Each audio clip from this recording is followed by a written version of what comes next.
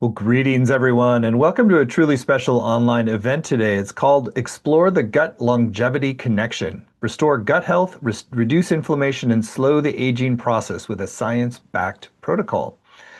My name is Stephen Dyna. I'm the founder and president of the Shift Network. And for many years now, we've been hearing more and more about the importance of the gut for our overall health and well-being. But now we're going to really focus today on longevity and why there's some of the master keys to living a longer and healthier and more thriving life really lie in our intestines. And so we're going to get to explore this with one of the pioneers in this arena. His name is Dr. Akil Palanisamy.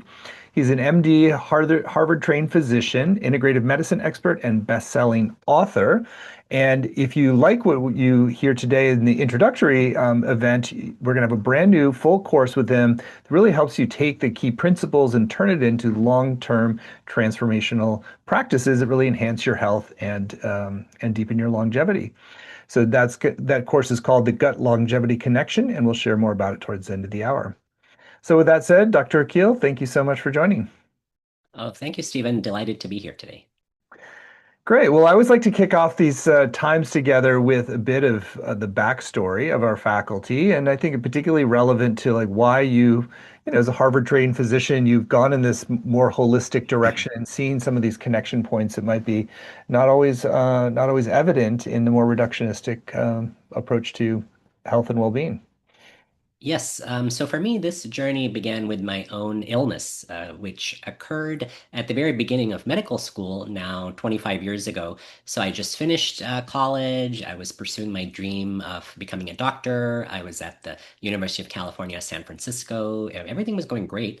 And then I started to get these strange, unexplained symptoms like joint pains, wrist pain, and then severe fatigue. And I thought it was just too much typing, too much stress. So I went to all the conventional doctors and they prescribed, physical therapy, anti-inflammatories. I did all of those but it started to get worse. None of those treatments were really helping me.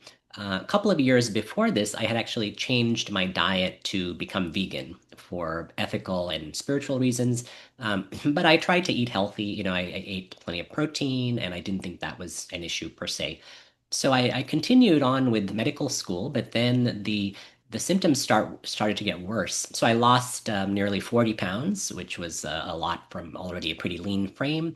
And then I could no longer type on a computer. I developed pretty severe back pain, so I couldn't sit in classes. I couldn't sit in lectures. So I adapted. I figured out the only way I could uh, actually sit comfortably was lying down. So I began to lie down and view videotapes of the lectures that way, study lying down. Then I developed neck pain, shoulder pain, from that. The university gave me a foot operated mouse. So, like, I started mouse with my feet. They gave me voice recognition software. So, I was no longer typing at all. So, I was doing everything because it was my goal to really become a doctor. But it got to the point where I was just not functioning and literally had to stop my medical training. So, the university asked me to take a leave of absence, a year off.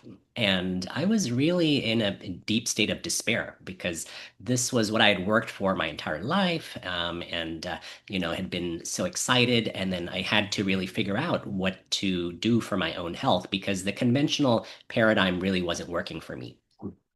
And so I started seeking out alternatives. And that was when I first connected with an Ayurvedic physician. I had heard about Ayurveda before, done a little bit of yoga, but this was the first exposure to Ayurveda. And she was the one who taught me that every person has a different unique body type and a different diet that's best for them. And she suggested that I begin incorporating bone broth into my diet, which was shocking to me as a vegan, because I couldn't wrap my head around that. But I was really desperate at that point, so I decided to try it. And that actually was the first thing in 3 years that helped my health. I slowly regained a little bit of weight, regained a little bit of energy. And then after that, I connected with a functional medicine provider who identified changes in my microbiome, with stool testing, other factors that, like nutrient deficiencies. Basically, a whole world opened up that I was not really aware of. And it took a whole year, but at that time, I overhauled my diet, lifestyle, stress, nutritional supplements, everything. And then I felt better than I had ever felt. So I was able to take a motorcycle trip I'd planned for many years, and really enjoy that year off, and then returned to medical school, full of energy and vitality, and really decided that that was what I wanted to learn to help my future patients. Quite a journey, and sometimes it does take intense, debilitating sickness to sort of propel us in the direction that we're here to create. So, let's talk a little bit about philosophically. So, moving towards like why the gut is so important to our overall health and well-being, beyond what would a lot of us might have just heard about the basic foundation of digestion as well. Yes, absolutely. So the gut is really the core foundation of the entire body, and literally affects every other organ in the body, the brain, the heart, the joints. There's all these two-way connections, like the gut-brain axis, the gut-heart axis, and all these things. And diet is really the cornerstone of affecting the gut microbiome. So that was also another lesson that I learned during my year off, is to really tune in to my body. The Ayurvedic physician had told me to really listen to my body. For the first time, I was really paying attention, because I think your body will tell you what foods it needs and wants. And whenever you consume a food, I think you should tune in to really check in how you're feeling when you're eating that food. And there's a funny story around that, if I could share, which I call the chicken sandwich moment, for me, that was also at the end of medical school, when I was debating whether or not to go back to eating meat, or not. And so I got a chicken sandwich at the UCSF cafeteria, and then just went to a quiet room and was deciding to eat it and just see. So I just prayed for guidance before eating that, and tried to really listen to my body and tune in to how it was feeling. And there was a gradual sense of clarity that this was the animal protein in small quantity was really helpful for me. And that it was that knowing that developed during that experience. And that, I think, was the most important thing. And then at the very end, with the last bite of the sandwich, I bit into something hard, and I took it out of my mouth. It was a piece of paper that was rolled up, and I unrolled this piece of paper. I was really kind of surprised, and it had a word on it, and the word was ration. So, Ration, ration. And I was really puzzled. So I said, okay, well, let me just step back. I was praying for guidance. Let me see if I can make sense of this. And I thought in my mind that a ration is something very valuable in a time of need, a small portion that you take in. And so the message made perfect sense to me, that animal protein was a ration that I needed at that time. And I think the main point of this is just tuning into the body. Even if I hadn't had that experience of the piece of paper, I had that knowing that occurred when I was eating that food. So I think listening to your body is really critical. Tuning in to the signals it's always sending you, and they can be subtle. They usually are pretty subtle, but I think that's a really important message to understand. That's a remarkable story. Did you actually literally get a piece of rolled up paper with the Yes. message? So that's fascinating. So let's go a little bit more into the science of how do you start to work with the biome your gut biome in a way that sort of leads to some of the deeper principles of longevity. Oh, absolutely. So I think that what I like to use as a framework to discuss longevity is the Tiger Protocol. And Tiger is an acronym. So it stands for these five root causes of accelerated aging and chronic inflammation. And they are T for toxins, I for infections, G for the gut, E for eating right, and R for rest and managing stress. And so I think those five drivers of inflammation are really what changes our body, our physiology, and leads to the aging process. So I have a few slides I would like to share about that, if that's Yeah, let's okay. do that. Uh, yeah, just to go into this in more detail, because I've put together a list of my top 10 superfoods for the microbiome and for longevity. Um, so, yeah, actually, let me back up. So we're going to talk about these most powerful foods for detox, immunity, longevity, and optimal health. And the framework that I was discussing, the Tiger Protocol, a couple more points I wanted to make about the T, toxins.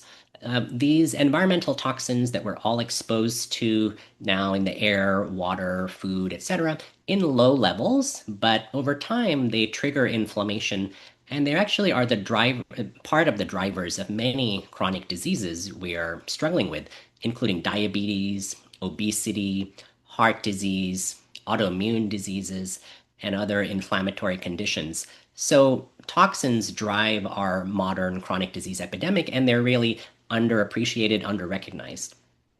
Now, when people hear about toxins, they think about doing a cleanse or a detox, a big sort of procedure. But I don't really recommend that for most people because if you're only once a year doing something very focused and intense, number one, that could be uncomfortable or unpleasant, and number two, I think it's less effective than a daily practice of detox. And that's where you can use food as your ally, and that's what we're going to talk about today. In my 10 foods that I'm going to cover, three of them are really targeted to detox.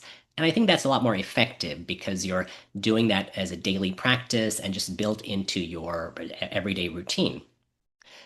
And then for the eye or infections, I'm a big fan of using spices. So in Ayurveda, spices are considered medicinal and they're highly anti-inflammatory. Spices that help with keeping infections in check. So that is foundation as we're discussing. So Let's all of the foods I'm going to discuss are foundational in the microbiome and feeding those good bacteria that impact every cell in your body, every organ in your body. And then eating. So I believe that food is medicine, and we're going to be really talking about how all these healing foods are available to help our body really feel its best. And then finally, R, so understanding the importance of rest and the role of stress as well. So let's dive into the food. So starting with number one, I would like to talk about cilantro. So cilantro is an herb that's available. Everyone has had it, but it's surprisingly good for detoxification, specifically for heavy metals. So it has certain compounds called organic acids and flavonoids that bind to heavy metals like lead, mercury, and cadmium, and it forms these complexes where then it is carried out of the body through the gut. Very unique as far as foods go because cilantro also has these rare compounds that stimulate metallothionein proteins in the liver and the gut that have an affinity for these heavy metals and safely sequesters them so that they can be eliminated. Also, extremely good antioxidant. It has vitamin C, vitamin E, other carotenoids that protect your cells from that oxidative stress, which can increase free radicals, and that can occur during the detox process. So, cilantro is a complete food because it has the detox support and it has the antioxidant support that you need during detoxification as well. So, that's the top food to begin with. Second, one of my favorite foods are beet greens. So these are the leafy tops of the beetroot. So I've taken a picture here from my local supermarket on the lower right, and these are organic beets with the greens attached.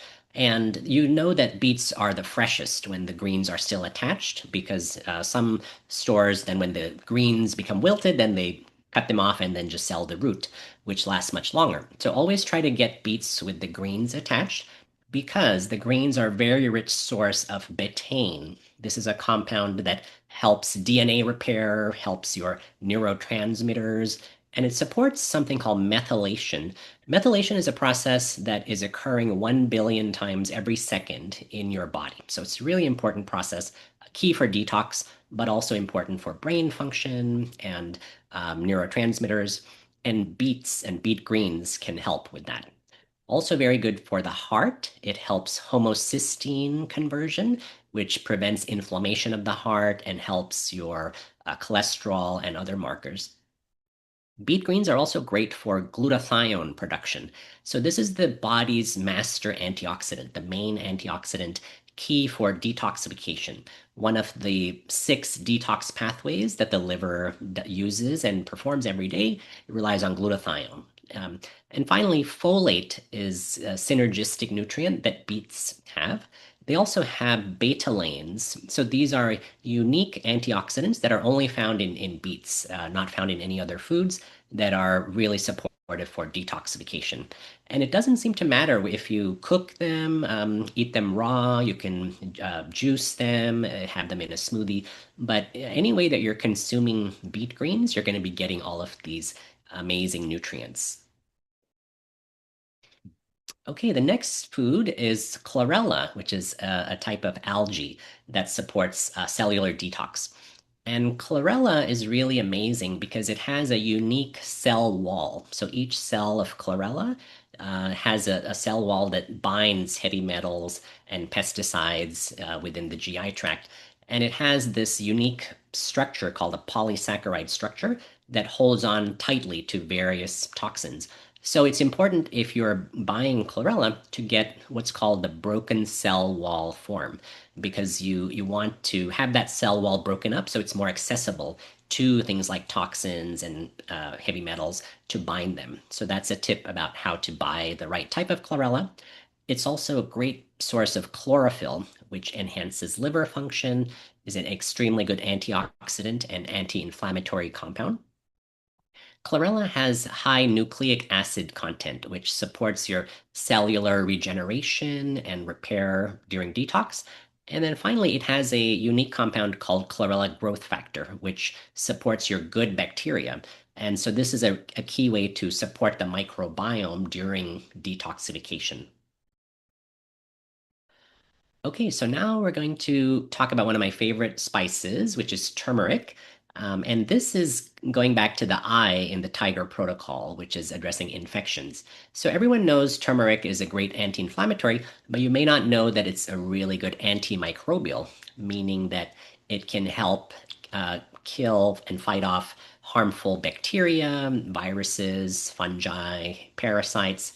In fact, one study showed it was even effective against antibiotic-resistant bacteria.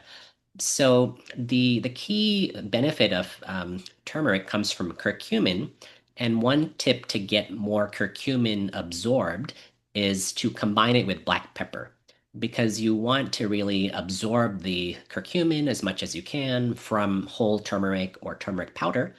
One study found that a pinch of black pepper increased absorption by 2,000%. So it was really dramatic increase in the curcumin that was absorbed. So turmeric is great for inhibiting inflammation through many different pathways, like the COX-2, NF-kappa B. These are all kind of long names, but it's also an excellent dual antioxidant. So it acts as an antioxidant and it boosts the body's own intrinsic antioxidant enzymes. So that's what we call a dual antioxidant. And it's extremely good for the brain, protects against various chronic diseases, brain diseases like Alzheimer's. In fact, India has one of the lowest rates of Alzheimer's, and it's thought that it's partly due to high turmeric consumption throughout their whole life. I think with turmeric, it's really a matter of lifelong exposure, just how much you can take in cumulatively, and also how many different forms you can take. Cooking with it in as many different ways as possible is what I recommend. Okay, our fifth food. So we're halfway through here. This is also one of my favorite foods, shiitake mushrooms. Now, shiitake mushrooms have a unique compound called lentinin that is really good for your immune system. It activates a type of cell called a natural killer cell, which fights off infections, and also macrophages, another immune cell. And through that, it has anti-cancer properties. Shiitake mushroom has beta glucans, which are compounds that help your immune system to identify threats effectively, including external infections and also internal abnormal cells. So early cancer cells, other abnormal cells are identified by the immune system and killed. And shiitake mushroom is a great way to support that. Also very good for the microbiome. So the key thing about the microbiome is you want as many diverse types of nutrients to feed a diversity of bacteria, because each different food has different fibers that support a different blend of bacteria, and you want the most diverse microbiome for optimal longevity and optimal health. Think of it like a rainforest where you want, hundreds of different species, thousands of different species. So the thing about mushrooms is, remember, they are not plants. They're actually fungi, which is different branch of life. And so for that reason, they have unique compounds not found in plants. And so they're going to feed unique bacteria, really boost your diversity, which are all key steps for achieving longevity. And then it also has erythadinine, which is a compound that lowers your cholesterol, helps heart health, and lowers inflammation as well. And shiitake mushrooms are one of the few plant-based vitamin D sources. So you can get vitamin D from sunlight, but also mushrooms are a great way to get additional vitamin D, which is important for bone health, immune system function, and mood regulation as well. So next up are Granny Smith apples. So these are phytochemical champions, and phytochemical is a plant chemical. And what most people don't realize, although I think it should be more widely known, is that there's been a huge drop in phytochemicals in our fruits and vegetables over the past 100 years. In fact, one study comparing apples found a 47,000% decline in these beneficial phytochemicals. They compared wild apples from Asia, which are much smaller and bitter, to modern supermarket apples, and found there was a 470x drop in these phytochemicals. So, why this matters is that phytochemicals are your body's primary defense against disease. It's all of these great anti-inflammatory compounds in fruits, vegetables, and other plant-based foods. And if you have such a huge drop, then your body's missing a lot of those key nutrients that it needs. Now, the good news is there are ways to recover that phytochemical loss. And so choosing the right fruits and vegetables can be really helpful. When it comes to apples, Granny Smith apples actually retain some of that ancestral phytochemical richness. You can tell because they're more tart, they're more tangy, not as sweet as other apples. And it's hard to go back and consume, wild apples now. But if you choose these type of apples, like Granny Smith apples, other good options are Gala or Braeburn apples. So you can, with a little bit of knowledge, learn how to kind of recover some of that nutrient density that has been lost with the change in the food supply. And another thing about Granny Smith apples is they're very high in polyphenols. So these are exceptional antioxidants that help fight chronic diseases and inflammation. They're also very high in prebiotics, such as pectin. So pectin is a prebiotic that has a lot of benefits. It's found in apples, and it supports the good bacteria. It also is very good for detoxification because fiber is one of the ways your body detoxes as well. Fiber binds to toxins within the GI tract and carries them out of your body. And it also binds to excess cholesterol. So it's a way to support healthy cholesterol levels. And one of the key nutrients in all apples, including Granny Smith apples, is called quercetin. And quercetin is something that supports your liver, supports detoxification. It's found in the skin of apples. So this is also a good general principle, is that many of the nutrients in fruits, vegetables are found in the skin. And why is that? Well, it's because the skin is where the fruit has its first line of defense against, insects, predators, sunlight, external threats. And so it has to build up that antioxidant defense, which is how plants defend themselves. And so anytime you can eat the skin of a fruit or vegetable, that's always a good idea. And apples are no exception. So quercetin will get you a lot of those immune benefits as well. It's very good for supporting the immune system and supporting detoxification. And it is found just in the skin. So remember to eat the skin of your Granny Smith apples. Another difference in phytochemical, this is not as dramatic, but it is a significant difference, is romaine lettuce. Because in the United States, the most common type of lettuce consumed is iceberg lettuce, which is very low in phytochemicals. And in fact, romaine lettuce has 4 times the beneficial compounds of iceberg lettuce. And it also has very high levels of key nutrients like folate, beta carotene, and vitamin K. And one thing to know about vitamin K is that it's very important for bone health and cardiovascular health. And there are not that many foods that have it, but romaine lettuce actually gives you 100% of your daily vitamin K intake. And the folate that it contains is very good for supporting methylation, which is part of the detoxification process, supports healthy mood, supports DNA synthesis as well. And the other carotenoids, such as beta carotene, are really good for eye health and your vision, as well as immune function.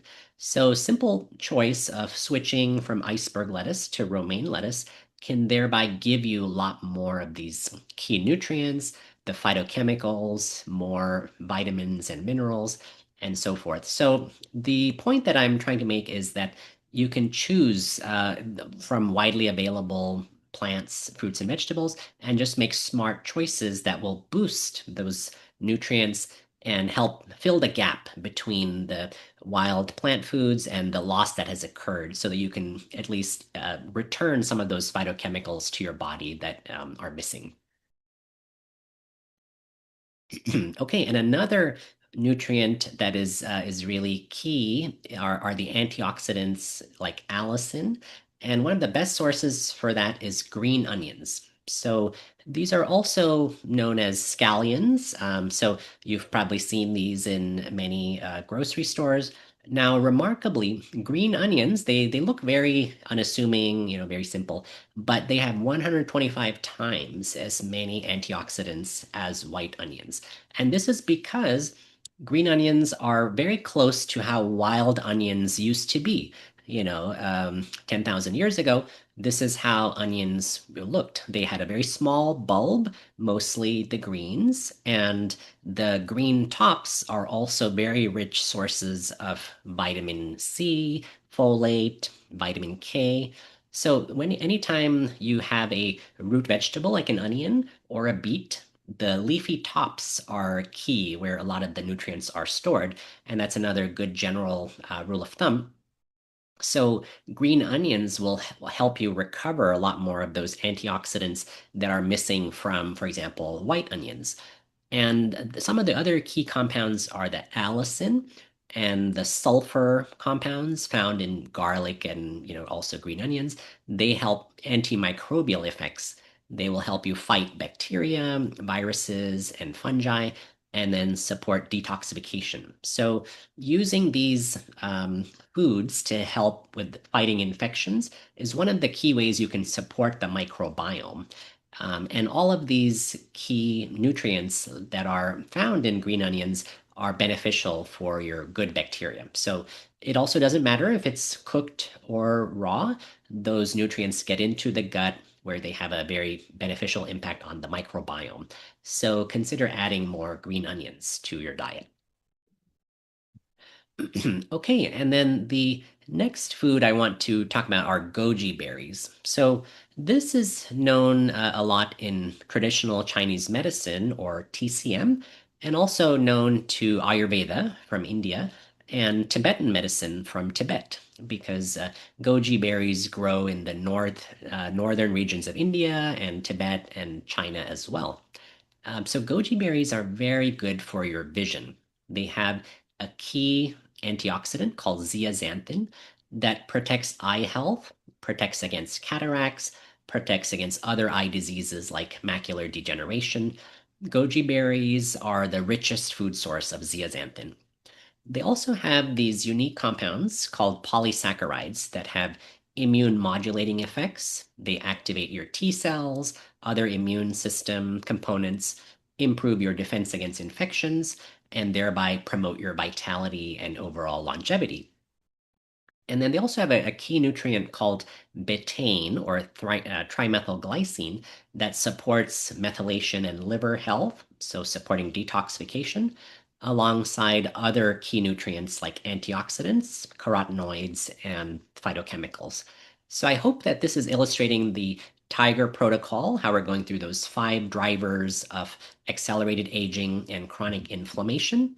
And then the final food I'd like to touch on is green tea. So this is something that helps with the R part of the Tiger protocol, addressing rest and helping manage stress, because green tea contains L-theanine, that is a unique amino acid that helps with calming the mind, helps achieve a state of focus, increases your alpha brainwaves, and supports the production of other calming neurotransmitters in the brain like GABA and serotonin. So green tea can be a great ritual when you're consuming it. Matcha is also a great green tea product. Now, green tea is very good for the heart as well because it has these compounds called catechins that protect your heart, reduce risk of heart disease, and the most famous one is EGCG. And green tea is also great for the microbiome. So this is one of the key foods that supports many different aspects of health. Green tea is rich in polyphenols, which are prebiotics that support the gut microbiome diversity. And one of the key things about the green tea is it's great for your oral microbiome, which is all the bacteria in the mouth. It has antibacterial properties. And so what I tell people is to support the oral microbiome with green tea. Just swish around the tea throughout your teeth and gums before swallowing, and that will allow the oral prebiotics to work effectively. So I hope that these 10 foods have illustrated kind of how I think about the Tiger protocol for longevity. And the goal is really supporting each of those 5 drivers of inflammation and aging with diet. And I think that's the main source of the wisdom of Ayurveda is all of the information about food as medicine. Super illuminating, and it's interesting that things like Granny Smith apples are so much more nutritious for us and potentially beneficial. So it's really great to have that level of detail and understanding the why behind things. Mhm. Do anything else you want to share? So as we kind of move into some of the other dimensions here of the program, anything else you want to share about this kind of the overall holistic approach? Yes, so I think Ayurveda is a key part of my work as well, and I did want to share a couple of pranayama techniques from Ayurveda in terms Okay, of great. Well, why don't we do that so you okay. kind of get the full picture? Yeah, okay, great. So, so pranayama is a part of Ayurveda that focuses on prana. So prana is life force, life energy, and that is the primary determinant of vitality, well-being, and longevity, according to Ayurveda. And pranayama means practices that regulate or control prana. And you all have a tool that's available all the time that helps regulating prana, and that's your breath. So, pranayama uses breathing practices to help with regulating the life force and harmonizing all the different nadis. So, nadis are the channels that run through your entire body. This is Ayurvedic anatomy, more of an energetic anatomy. And there are 72,000 nadis in the body. So, we're going to begin. The first technique is called Anuloma Viloma Pranayama. And this is to balance the right and left side of the body. So we know in Ayurveda that the main channel on the left is called the Ida, and on the right is called Pingala. And on the left side, Ida is more associated with the lunar energy. So it's the cooling aspect associated with the parasympathetic activation. And Pingala is associated with warming and solar activation, the solar energy. And so this practice of Anuloma Viloma balances the Ida and Pingala. So Anuloma Viloma is also called alternate nostril breathing. And the literal translation from Sanskrit, so Anuloma means with the grain, and Viloma means against the grain or reverse. And so that refers to the back and forth nature of this practice, where you're going to be using the right and left nostrils, breathing alternatively through the right or and left nostril to harmonize the Ida and Pingala, harmonize the body and mind, and also calm the nervous system. So with these two main nadis, you can think of them as the yin and yang of the body. So they both begin at the root chakra, the Muladhara chakra, at the very base of the spine. And then Ida travels from there all the way and ends in your left nostril. Pingala begins at the Muladhara chakra and then travels throughout the body and ends at your right nostril. So by alternately breathing with the right and left side of the body, you're essentially balancing these two main channels that are correlated with the sympathetic and the parasympathetic nervous system. Now, another thing that is very relevant is the connection with the brain. So we know that the left side of the body is associated with the right side of the brain, and the right side of the body is associated with the left hemisphere. So the left hemisphere is more associated with analysis, logic, intellectual thinking, and the right side of the brain is more creative, artistic. You want really good balance between the right side and the left side. Um, and so you want there to be pretty equal activity of the right and left side of the brain. And that's another way that the Anuloma Viloma works, is by promoting that hemisphere balance between right and left side of the brain, right and left side of the body, and the Ida and Pingala, the heating and cooling channels of the body. So I'm going to walk you through this practice for a couple of minutes or so.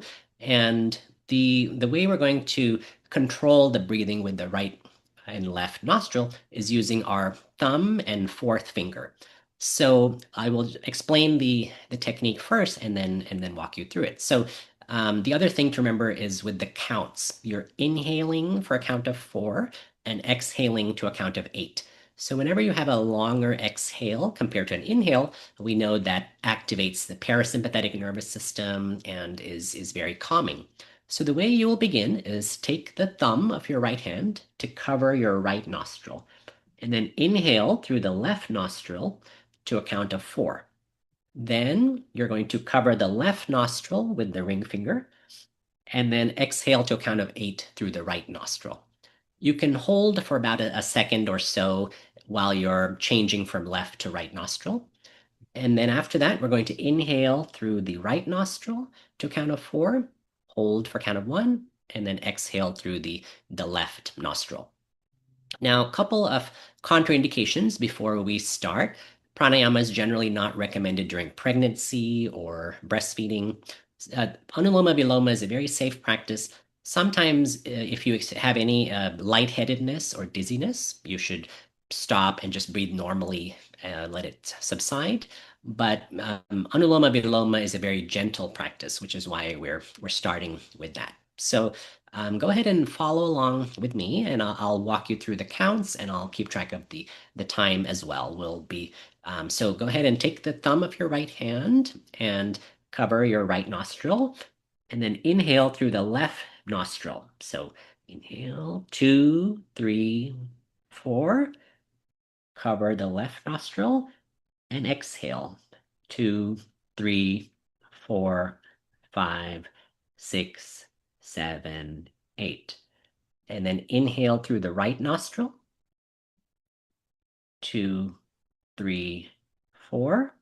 Hold for a second. Exhale through the left nostril, 2, 3, 4, 5, 6, 7, 8. Inhale through the left, and then the inhalation should be as full as you can make it. So inhale to that count of 4, hold for a second, then exhale, 2, 3, 4, 5, 6, 7, 8. Inhale through the right nostril. 2, 3, 4. Hold for a second. Cover the right nostril. Exhale. 2, 3, 4, 5, 6, 7, 8. Now inhale through the left. Again, deep inhalation. 2, 3, 4. Hold. Exhale through the right. 2, 3, 4, 5, 6, 7, 8. And we'll do a couple more rounds. Inhale through the right. 2, 3, 4. Hold for a second. Exhale through the left nostril. 2, 3, 4, 5, 6, 7, 8. Now, final practice. Inhale through the left nostril. 2, 3, 4. Hold. And exhale through the right. 2, 3, 4, 5, 6, 7, 8. Okay, and then relax, release your fingers from the nostrils. Just let your breath do what it wants to do. Generally, after any pranayama technique, you allow your breath to normalize, recover, do whatever it needs to do. And you want to focus on the mental state, the internal sensations, the feelings of perhaps balance, focus, and peace, because this is a practice that is deeply balancing your brain and also the left and right energy channels throughout your whole body. So this is something that activates your parasympathetic nervous system, which is the rest and digest aspect of the body. So it really helps your body to enter a very deep state of rest and then help with repair, regeneration, and those important practices. Now, I wanted to close with a more activating pranayama, the Kapalabhati technique. So this is to illustrate one of the more activating and energizing techniques. It's called Kapalabhati. So in Sanskrit, Kapala means skull or head, and Bhati means shining. So literally, you can think of it as shining the skull or cleansing the skull. It helps to cleanse your face, makes it shine. It also cleanses your nasal passages, your sinuses, respiratory pathways, and mental channels as well. So Kapalabhati is more of a activating the sympathetic nervous system in a way to boost your vitality, boost your energy, and also mental ability to focus, your mental sharpness. So in this one, inhalation is going to be passive. You don't even have to think about it. We're going to be just focusing on exhalation. And you're going to be exhaling through your nose. So you'll be keeping your mouth closed, exhaling through the nose. And you want it to be a somewhat forceful exhale by contracting and drawing in the abdomen. So it will be something like this.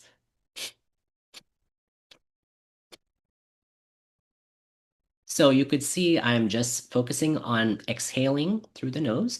And the way you can think about it is just visualize your belly button or navel and imagine your navel drawing inward when you're exhaling. So you want the exhalation to really come from lower in the body, come from the root, the deeper core of the body, and then that will push up your diaphragm and then expel the air from the lungs. And inhalation automatically occurs in between these exhalations. So your body will take in whatever it needs to. So Kapalabhati is a practice that is very heating. It's Anuloma Viloma is more cooling. So we started with that. And Kapalabhati generates internal heat, warms all of the nadis or the channels, helps really circulate that prana, life force throughout the entire system. So, a couple of contraindications because you're increasing the intra-abdominal pressure. Again, pregnancy should be avoided. Also, if you have a hernia or heartburn, then you should probably avoid the technique because anything that increases the tension and pressure in there could worsen those conditions. But otherwise, the main reminder is that if you notice any dizziness or lightheadedness, just stop the practice. And we're going to do 2 cycles of approximately 30 seconds or so, and I will keep track of the time and guide you through the entire practice. So sit comfortably. I forgot to mention that with the Anuloma Viloma, but you can sit in a chair, or if you want to sit on the floor cross-legged, that is fine as well. Key thing is the spine should be upright. Whenever you're practicing any pranayama technique, try to sit away from the back of the chair, keep your spine erect, but then also relax your shoulders, relax your face. One thing I see a lot with Kapalabhati is people can tense up their forehead, tense up their face. You don't want to do that. You just want to focus on the navel, drawing in and expelling the air out through the nostrils. So we'll begin by taking a couple of slow, deep breaths, and then we will start the first cycle. So just breathe in through your nose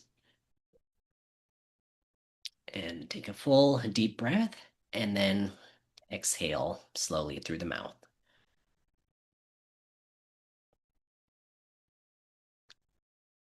And one more slow, deep breath in through the nose. Okay, and then we're going to begin the first cycle of Kapalabhati.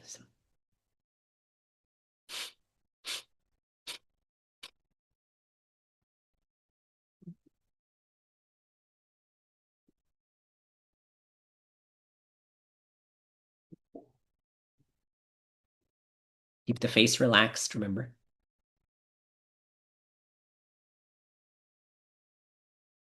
Just focus on exhalation. Don't worry about inhaling.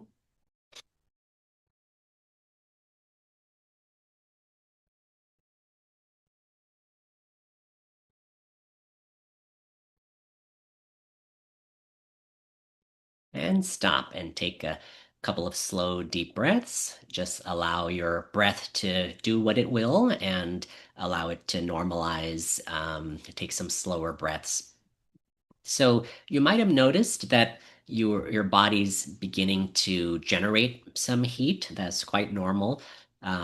You also will experience some increase in mental focus and energy as well.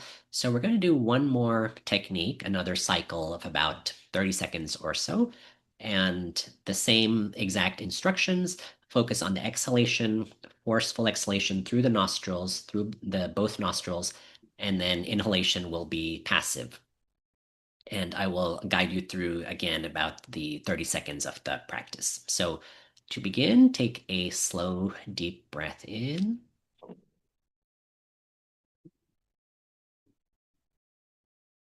and begin.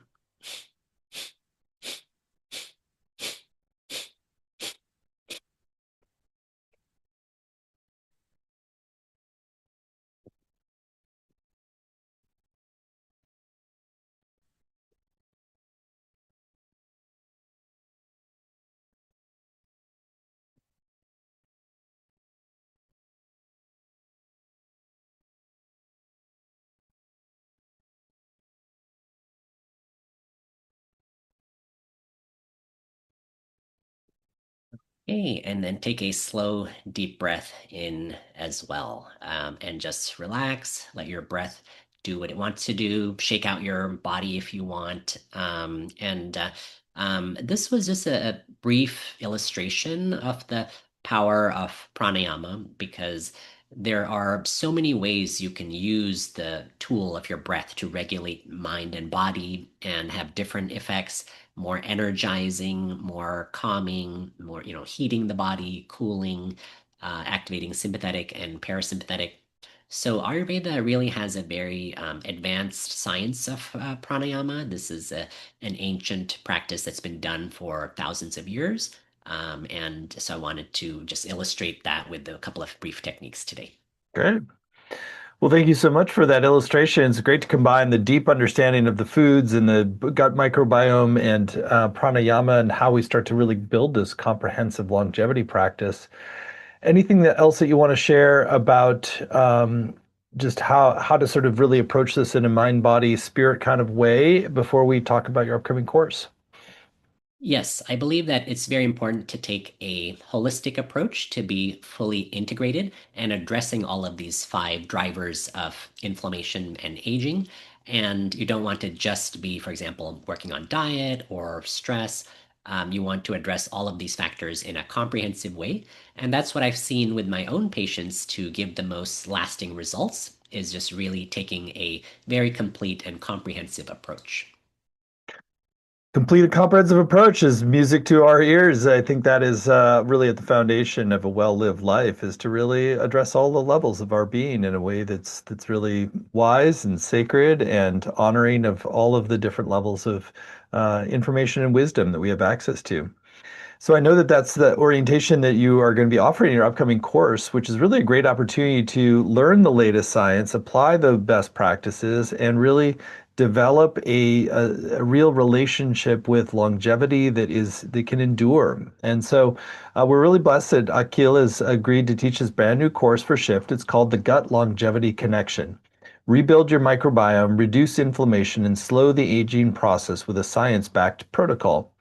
You can find it at the URL gutlongevityconnection.com, gutlongevityconnection.com.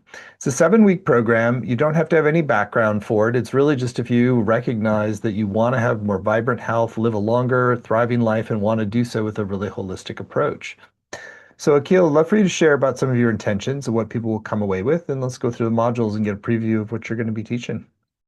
Sure. So I think my intentions are that people really develop confidence in their knowledge about diet, knowing what to eat. I think that's really what I'm most passionate about, is teaching people about food as medicine. And I see so much confusion, and patients are often not sure what to believe with the conflicting information out there. So I think what I would want as my intention is for people to really develop a deep sense of confidence about their knowledge about foods, exercise, sleep, stress, all of these key elements of health. And then my goal also is to help people feel a noticeable difference. For example, with the pranayama practices, you can feel an improvement in energy, focus, that kind of thing. By shifting your diet, people can experience improvements in digestion, less bloating, for example, improved digestive function. So I think my goal is really helping people achieve a better sense of well-being, physical and mental, and really improved sense of vitality as well. Great. Well, so module one goes into activate the Tiger protocol to strengthen cellular vitality and reverse hidden drivers of aging. Yes, so in that, we're going to do a full overview of the Tiger Protocol and really spend some time on each of those five causes of chronic inflammation, and also talk about solutions. How can you practically address and reverse each of those causes using food as medicine, using supplements, natural strategies, and take a really holistic way to understanding longevity with that protocol. Module two, nourish your cells with the Tiger longevity diet to initiate repair and reduce inflammation. Okay, so in this one, we're going to specifically focus on food and begin fleshing out the entire Tiger Protocol diet for longevity. So we'll talk about what to avoid, but more importantly, what to add in, because that's really my emphasis in the course, are what are the good, healthy foods you can bring in. And we'll talk about many key foods you can add in to help achieve that optimal well-being. Module three, restore ancestral nutrition to maximize micronutrients and phytochemical power. So in this, we're going to take a step back and take an evolutionary perspective to look at what our Paleolithic ancestors ate for millions of years, and then apply that to our modern diet through what I call a plant-based paleo template. So we'll kind of be going through that, and then a key part of that is maximizing the nutrient density, restoring the lost phytochemicals, how to shop and cook and prepare food to recover a lot of those key nutrients that have been lost. Module 4, cultivate your microbiome to enhance bacterial diversity and whole body health. Yes, so this will be a deep dive into the microbiome where I'm going to be talking about hundreds of different foods that could be added in to support the good bacteria. We'll talk about the gut-brain axis and foods that support that as well, and really kind of complete the picture in terms of diet for the microbiome and longevity. Module 5, personalize your healing through Ayurvedic wisdom and digestive intelligence. Yes, so we'll begin to touch on Ayurveda here and talk about the doshas or forces that are important for balance in Ayurveda. We're going to do a body type assessment where every person will get a questionnaire to complete and figure out what their unique body type is. And then we'll also cover some of the Ayurvedic recommendations about digestive fire, Agni, other things that are key for Ayurvedic well-being. Module 6, customize your dosha plan and harness the power of 15 healing spices for longevity. So we'll review the completed Ayurvedic body type questionnaires from the previous session, and then I'll make some recommendations that are dosha specific. So people can start to customize these recommendations to their own body type. And then, as I talked about spices, they're a whole branch of medicine in Ayurveda. So I'm going to cover 15 healing spices to add to the diet for lowering inflammation, helping antioxidants, helping gut health, and supporting longevity. And finally, Module 7, integrate the tiger lifestyle to bring strength, resilience, and lifelong vitality. So this is where we'll be putting it all together and talking about diet, but also exercise, sleep, managing stress, and also talking a lot about the power of mindset, which is a power of beliefs. Because your beliefs about each of these areas, like the foods you're eating, your exercise, your sleep, and even your beliefs about stress itself change how your body responds to each of those. So this is something I think is really crucial to understand mindset because it also affects longevity. Your beliefs about the aging process itself can impact how long you live. Well, it's clearly such a groundbreaking and important program. So, Akil, thank you for putting it together. And again, it's in more detail at gutlongevityconnection.com. Share a few other things about it. So, in addition to the 7 90-minute live sessions that we just described, you're also going to get recordings of every session, both video and audio. You'll have time to ask your questions live. You'll get word for word transcripts as well as weekly practices to deepen your learning. There's a community group to support you and connect you with others in this work, as well as a number of extra bonuses that Akil has been very generous in providing. There's a PDF called 50 Delicious Recipes for Longevity. There's a second bonus called the Comprehensive Omega-3 and Omega-6 Food Guide. Want to share anything about that in particular? Yes, this is a curated guide that goes through the common food sources of omega-3 fats, which are anti-inflammatory, and omega-6 fats, which are more inflammatory, and then talks about how to balance those with the diet. Hmm. That's a great extra bonus. And then there's one special bonus you get if you sign up by midnight tonight Pacific time. This is actually a video conversation with Akil and Dr. John Duyard, who's also a very eminent teacher within Shift faculty and on Ayurveda. And it's called Protocols for Optimizing Sunlight Exposure for Maximal Health Benefit. I want to share a little bit about that bonus with you and John? Yes, so both of us are big fans of sunlight, which in Ayurveda is also considered medicinal. And so we go through in that talk the exact protocols and ways to use sunlight, ways to get sun exposure healthy to optimize longevity and vitality.